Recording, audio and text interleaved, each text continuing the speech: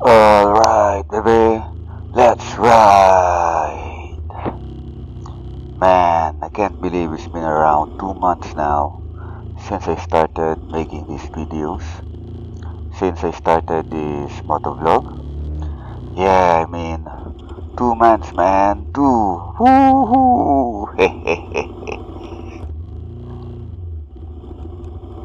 The way I've been making these videos, as you can see in the description part of said videos, I take the video footages beforehand and then I add the voice commentary or voice over later on. Well, the number one reason being that, I totally suck at speaking on the fly, never was any good at it, never was any good at extemporaneous speech or what you call it, ad-libbing. Never will be, I suppose. I mean, you may have noticed that I make a lot of pauses in my speeches, in all of the videos I've been making. Even when I already have an idea of what I'll be talking about, still takes me time to think of what I'm going to say, yeah, and how I'm going to word it and all that. So you can just imagine how much those pauses will be, how longer they will be if I was doing it on the fly, if I was ad-libbing. So, yeah. Well, this works for me, man. Yeah. It may not work out as perfectly as I would want it, but it works. And that's the thing, right? Yeah. That's what's important when you think about it. Lately, though, I've been thinking of doing it the way other motovloggers have been doing it, and at least I think that's how they had been doing it, for the most part at least. I mean, speaking and talking while taking or making the video. That's how they do it, right? Well, I might not be all that good at it, and I might end up making a fool of myself. Well, more than I already have at least. Yeah. But I think it's high time that I did try my hand at it. I mean, it's been 2 months already since I started this motovlog. Mix it up and all that. Yeah. I think I should give it a try at least once or twice. I think. Well, alright, maybe more than that. Practice makes perfect and all that. Right? Yeah. For the most part though, I'll still be taking my videos from the handlebar viewpoint of my motorcycles. Yeah, like what I've been doing all along, what I've been doing so far. Yeah, I reckon it's my signature and all that. Yeah.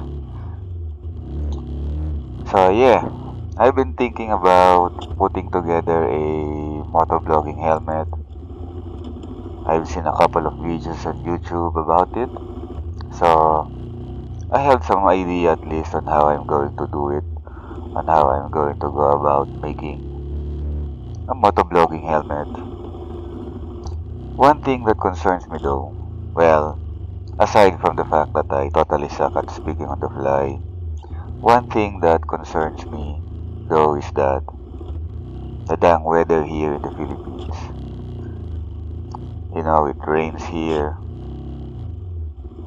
even when it should not be raining anymore, it's still raining. I think the rainy season now here is all year, or at least half the year now, as opposed to a quarter of the year a few years back. I mean, it's October already, man, and it's still raining. And Pag-asa predicts that we're still gonna have tropical storms and all that. Yeah.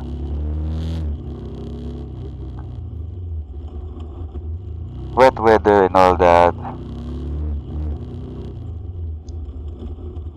Gonna have to think of the action camera and the rain. I mean, I want to be able to keep on taking my video even when it suddenly begins to rain. I don't want to have to pull over and stop just so I can put away my action camera and protect it from the rain. Water and electronics don't mix and all that. Of course, there's the waterproof case that many action cameras come with, but that doesn't have a slot for the microphone jack. And if you want to use an external microphone, you'd have to drill a hole for it, and that would pretty much destroy the waterproofness of the case. So I don't think so. Now the GoPro action camera I hear, the unit itself is waterproof, even with the external microphone accessory attached. But man, that thing's mondo expensive. Yeah. Well, nuts to that, man. Nuts to that. I need an alternative. A much cheaper alternative, but I hope, one with decent quality and build, and I think I found one. I was browsing the Lazada online shopping site the other day when I chanced upon the ad for an action camera that was itself waterproof and didn't need an external waterproof case, and that really piqued my interest. I must admit to getting rather excited about it. Well, Suko was its brand name, if memory serves. I'll have to take another look to be sure. And what's great about it was the price tag. I forget exactly how much it was, but it was definitely a whole lot cheaper than the GoPro. I can tell you that at least. And to boot, a separate external microphone accessory was available, and from what I could tell, the accessory does not affect the waterproofness of the camera. Woohoo, woot woot, man. Yeah. I mean, if I were to go the motovlogging helmet route, man, I'll definitely give this camera some serious consideration.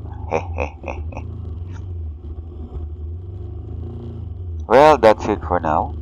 Until next time, keep on riding on, baby.